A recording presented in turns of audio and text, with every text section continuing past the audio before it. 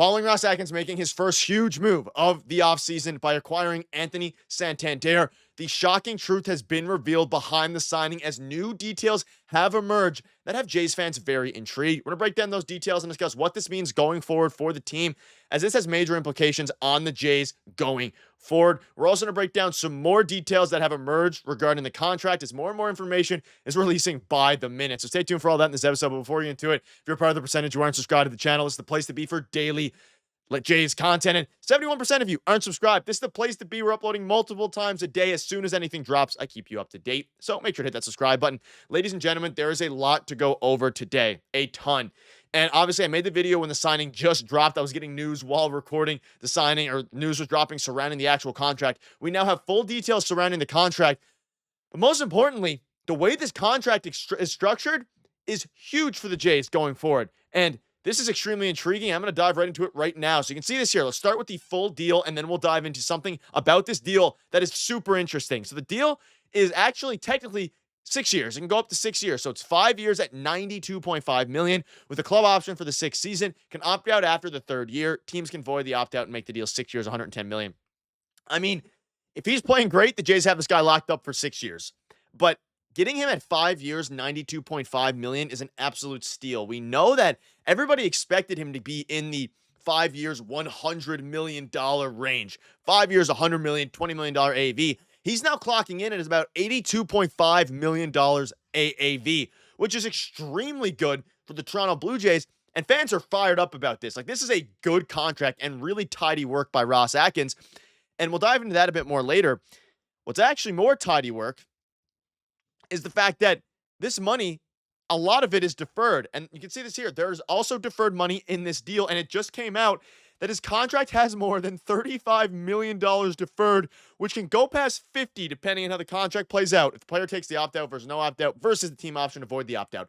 Ladies and gentlemen, the Jays are pulling a Los Angeles Dodgers maneuver here and deferring a ton of this money. And this means a few different things. We're going to break down, the deferred, the contract, and there's a lot to go over here. But starting with this, they're deferring $35 up to $50 million. So now, to understand deferred money a little bit, they're still going to be hit towards the CBT. They're still well over now. They are $263 million. They're over the second threshold of the CBT.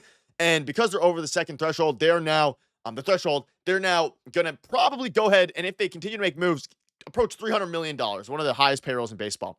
But this deferred money helps a lot. And this means that more moves are coming for the Toronto Blue Jays.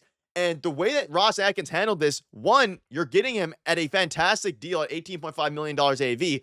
Two, it's a lot of it is deferred money. So they weren't afraid, and they weren't, they went over the extra couple years. They really pushed it over the finish line, like I was clamoring for literally in yesterday's video. Just spend the money, spend the money, spend the money. They spent the money. And the deferral is great.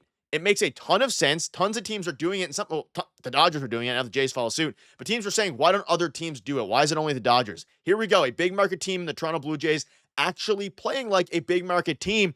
And this deferred money means they can now go out and spend some more money on free agents. And I think this is huge there's going to be more moves coming. Obviously, there's reports flying and things like that.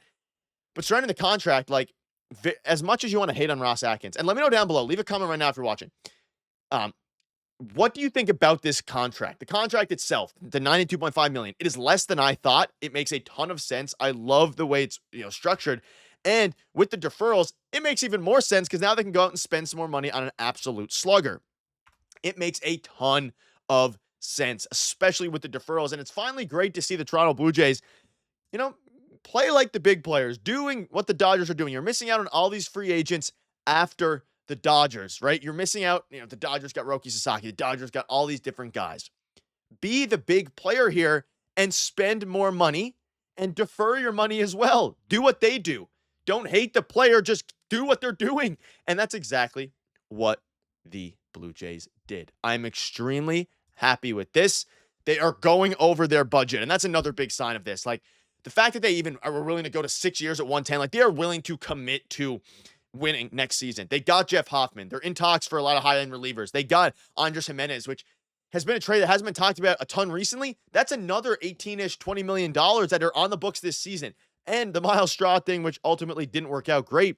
I mean, ladies and gentlemen, this is what you wanted from this team. You want to act like big players, and that is exactly what they're doing. And regarding the signing itself, Santander also comes to Toronto as an extremely well-liked clubhouse presence. Rave reviews there. If you can get odds on Ross Atkins saying not just the player, but the human being in an upcoming press conference, hammer it. And yeah, I mean, he is a well-liked guy across and there's a few different things to go over here. One, he's a well-liked guy in the clubhouse. Two, he's going to add a ton of power. Three, you're stealing him from a rival in the Orioles, and the Orioles obviously have a great team, a great farm system, all these different things, an upcoming farm system. They lost a lot of their guys. They lost Corbin Burns. They lost Anthony Santander. They've lost some other guys. And now if you're the Jays, you stole him from a rival. You get a switch hitter who hits absolute bombs. It gives Vladdy protection, and you got him. If this, again, there is some, nervousness for regression. I think he's going to be good. He just hit 30 years old. Let's say you get 3 good years out of him. That's plenty worth the contract. But for whatever reason, he doesn't regress, and he is just a perennial 35, 20, even 25 to 35 home run guy. I could see the Jays now just extending that contract, going 6 years, 110 million, because they have that option. Santander can't opt out if the Jays want to keep him. And I mean, ultimately, it makes a lot of sense for this ball club and for this team to get guys like this. For as uncertain as this team is, I do think this is also pointing to a Vladimir Guerrero Jr. extension getting done. But regardless of that, this gives some certainty for the team going forward. Let's assume they extend Vladdy, whether Bower leaves or not. They have to rely on some of the young guys that come up and play well. But you get a veteran guy who can constantly be in the middle of your order and hit for power. Whether or not he hits for batting average, it doesn't really matter at this point. The Jays needed power. They got rid of power in Teoscar Hernandez. They got rid of some more hitting in Lourdes Gurriel Jr.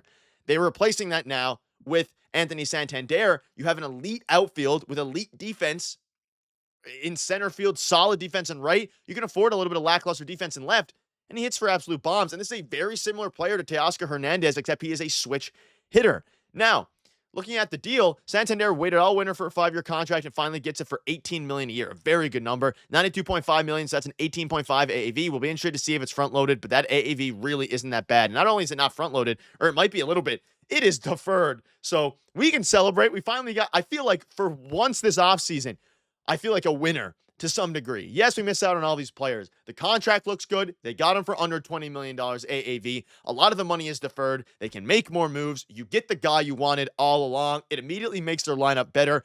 Vladdy will like it, which can go towards an extension. They have more moves to do. Keep the pedal on the ground, and everybody will start to become happy and flood the Rogers Center. It is a good start. It is a great start. One note, they do lose their, I believe, second-round pick probably. It's not their first-round pick, but they lose their first pick after the first round, which is unfortunate. They lose their first-round pick, which they keep their first-round pick, but they lose the first pick that they have after that. Of course, they have the, a pretty good first-round pick this year because of how bad they were. It was 8. But either way, correct me on that down below if I'm wrong. Ladies and gentlemen, we're here. The Jays are making moves. They made a huge splash at a great deal with deferred money. For now, I'm going to remain happy. More moves are coming, and we're going to keep you up to date with all of those moves and everything Jays related. But again, let me know down below what your thoughts are. You guys, Sportsman Unbelievable. Thank you guys for watching. Cheers.